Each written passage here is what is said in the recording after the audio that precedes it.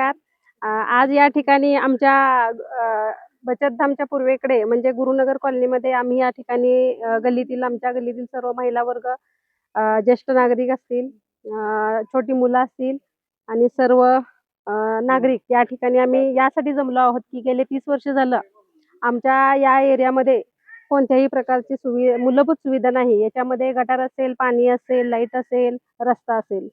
तर ह्या सर्व मूलभूत सुविधा लवकरात लवकर आम्हाला प्रशासनाकडून मिळाव्यात एवढीच आम्ही त्यांना विनंती करतो. आज तुमच्यासोबत नगरसेवक देखील रस्त्यावर उतरले आहेत. सगळीकडे साफसफाई सुरू आहे. कसं वाटतंय?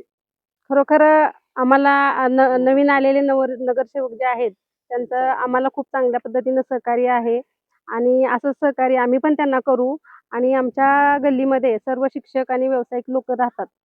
त्यामुळं नम्रपणे त्यांची एक सर्वांची विनंती अशी आहे, की आमच्या या परिसरामध्ये जास्तीत जास्त लवकरात लवकर मूलभूत सुविधा त्यांनी निर्माण कराव्यात आणि लवकरात लवकर आमच्या ज्या समस्या आहेत त्या मार्गी लावाव्यात.